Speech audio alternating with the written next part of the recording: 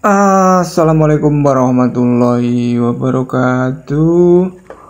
Berjumpa kembali teman-teman dengan channelnya Robology, channel tentang robotika dan ide-ide kreatif lainnya. Baik teman-teman, pada video kali ini kita akan membuat sebuah alat multifungsi. Bahannya dari bahan bekas ya teman-teman. Jadi kebetulan punya printer bekas yang sudah tidak dipakai. Ini kita ambil motornya, kemudian juga ada beberapa pipa peralon yang tidak dipakai ya, bekas digunakan, itu akan kita gunakan untuk membuat alat multifungsi teman-teman.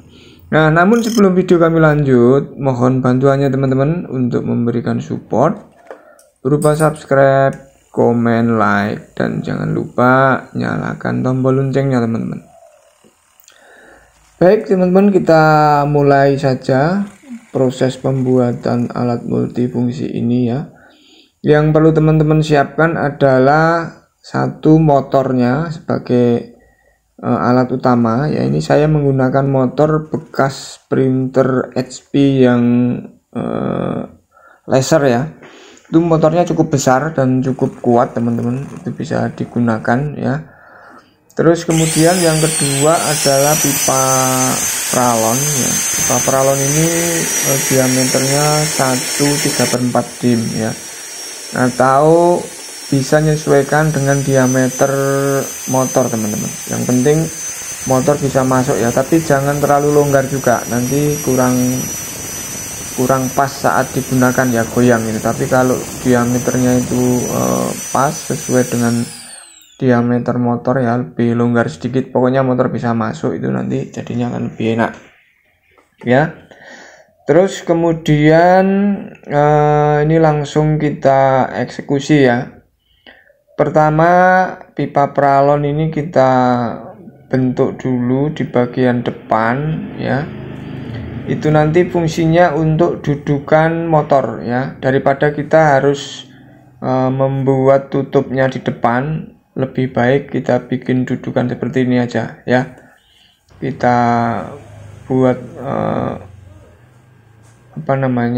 dudukan, kemudian nanti kita potong yang tidak kita gunakan, menggunakan gergaji atau menggunakan gerinda juga bisa ya.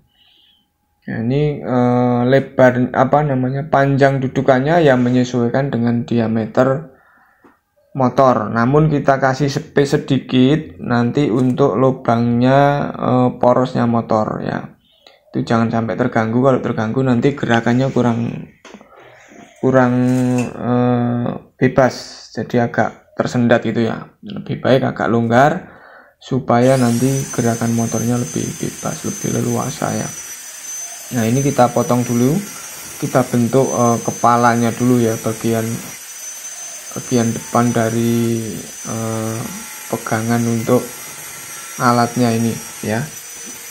Kemudian nanti untuk membengkokkan kita bisa menggunakan api teman-teman, kompor aja, nyalakan sebentar, kemudian kita taruh di atasnya, baru kita langsung bentuk ya, itu lebih gampang ya. Nah, ini proses pembentukannya ya. Ya, kemungkinan videonya tidak kami buat full ya, supaya durasinya tidak terlalu panjang gitu ya. Saya skip yang tidak penting ya. Proses-proses yang penting akan saya sampaikan ya.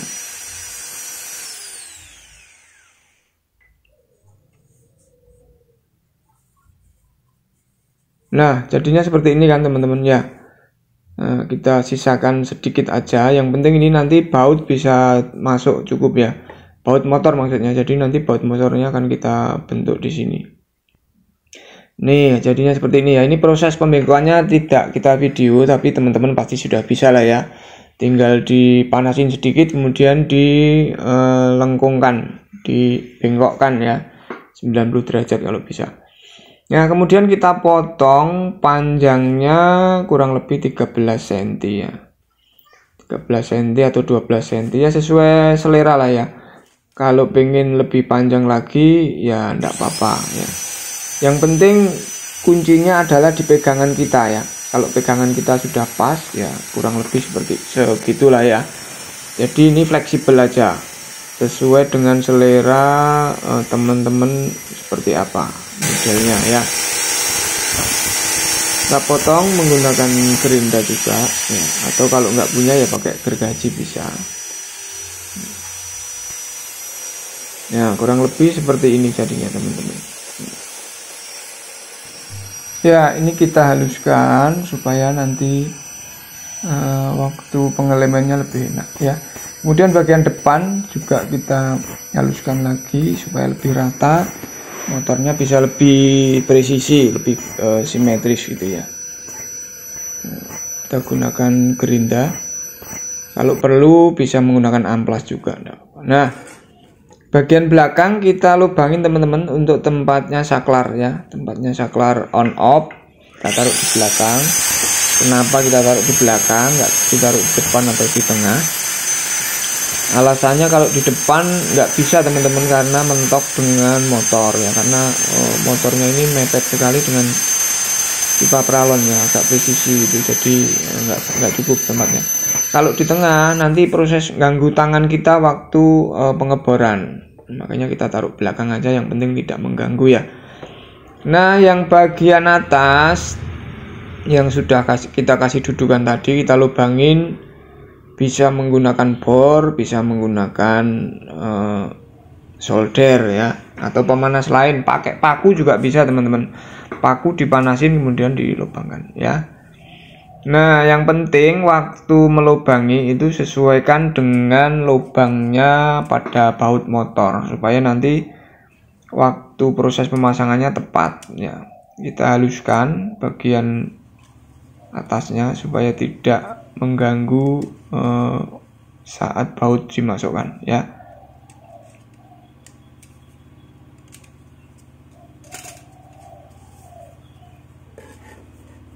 Oke, jadinya kurang lebih seperti ini ya. Kita tinggal membuat penutup di bagian belakang. Ini bahannya sama dari pipa pralon yang sudah kita luruskan ya, kita panaskan dulu, kemudian kita kasih pemberat di atasnya.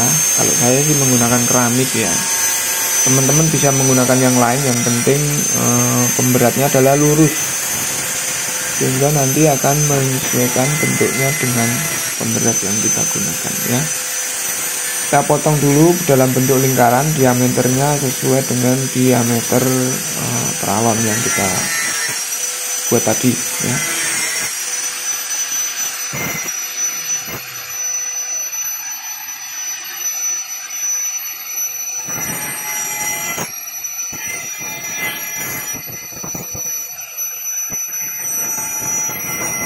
Saat menggunakan peralatan mesin khususnya gerinda tetap hati-hati ya teman-teman, karena ini putarannya tinggi termasuk gerinda ini ya. Kalau nggak hati-hati nanti kena tangan, cukup berbahaya ya. Oke, kita lanjut, kita paskan di bagian belakang. Kalau memang sudah pas ya sudah, tapi kalau belum kita bisa amplas sedikit gitu ya. Jadinya seperti ini ya. Rangka motornya sudah jadi, kemudian tutupnya juga sudah jadi. Sekarang kita sambung kabel ya. Kabel positif dapat positif, yang negatif dapat negatif. Yang positif kita kasih merah, yang negatif kita pilih kabel yang merah hitam ya. Atau terserah lah punyanya teman-teman, yang penting teman-teman bisa membedakan mana positif mana negatif ya. Nah yang positif yang warna merah itu kita potong panjangnya menyesuaikan dengan panjang saklar, posisi saklar ya, karena ini nanti digunakan untuk on off, sehingga nanti kita tidak bolak-balik mencabut stop kontak ya, tapi cukup melalui saklar gitu ya. Nah sekarang saatnya kita rangkai teman-teman. Ini saklarnya nanti kita akan solder setelah perangkaian ya, setelah kabelnya terpasang, saklarnya baru kita solder.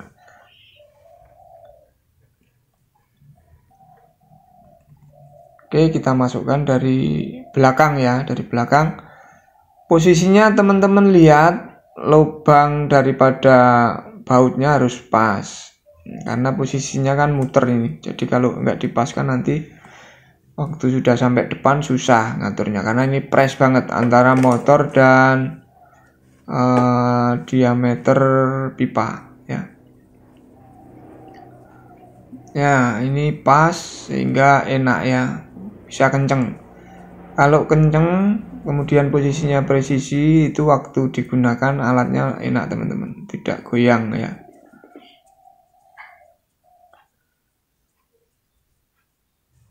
Nah, dayanya kita menggunakan 12 volt ya teman-teman, 12 volt. Ini motornya sih antara 12 sampai 15 volt masih mampu ya. Tapi kita setting 12 volt aja.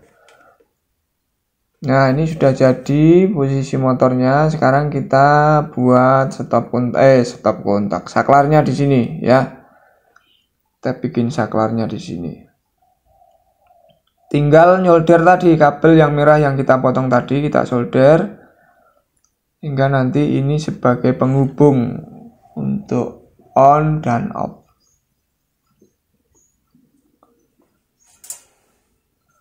Pastikan penyolderannya sempurna ya, jadi benar-benar matang supaya nggak mudah lepas. Kenapa? Karena ini nanti yang akan sering kita gunakan untuk on off-nya ya. Nanti kalau solderannya nggak kuat, lepas, kita harus bongkar lagi.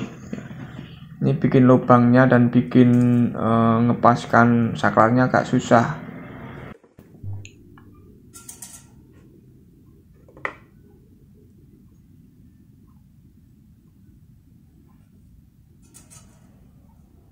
Ya, proses solder untuk saklar selesai, langsung kita pasangkan pada lubang yang sudah kita siapkan ya. Nah, ini sudah nyala, sudah bisa digunakan nanti, tapi kita uji coba dulu apakah nanti sudah bisa berfungsi atau belum. Kemudian penutupnya kita pasang ya teman-teman. Jadi penutup yang sudah kita buat tadi kita lubangin, kemudian kita masukkan sesuai dengan ini kabel ya, kabel yang sudah kita siapkan. Oke, tapi sementara waktu tidak perlu dilem dulu teman-teman, karena masih kita gunakan untuk uji coba ya. Kalau supaya nggak ganggu bisa diisolasi sedikit gitu supaya nggak gerak-gerak. Nanti kalau sudah selesai pembuatan dikira sudah oke, baru nanti kita lem ya. Ini jadinya teman-teman, ini cukup keren sekali.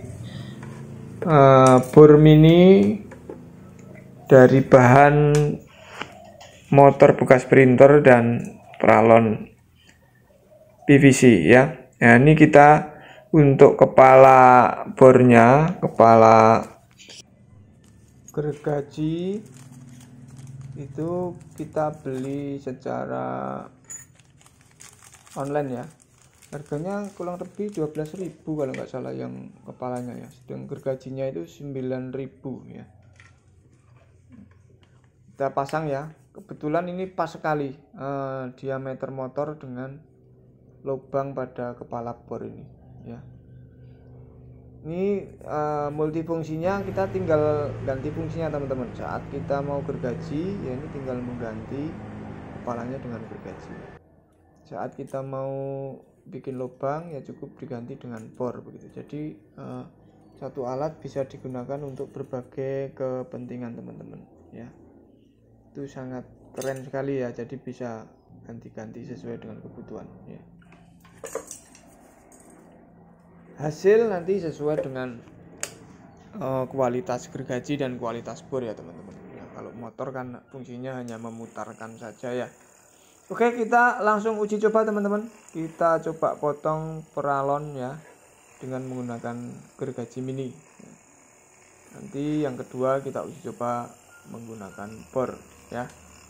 Oke, kita ambil peralonnya, kita coba potong ya. Nah, ini teman-teman harus hati-hati saat memotong peralon ini ya. Biasanya kalau kita tidak mengasih jalannya dulu, langsung kita potong keras itu agak lari-lari karena licin ya teman-teman. Nah kalau kita sudah kasih jalannya, motornya ya tinggal ngikutin jalan yang kita bikin tadi ya. Cukup tajam ini teman-teman. Nah untuk model-model yang rumit bisa kita gunakan dengan bor mini, dengan gergaji mini yang kecil ini ya. Oke, uji coba kedua kita menggunakan bor teman-teman ya. Ini bor, kita masukkan ke kepala bornya, kemudian kita uji cobakan juga pada peralon. Kita cobakan pada peralon apakah tembus atau tidak ya, kita lihat hasilnya.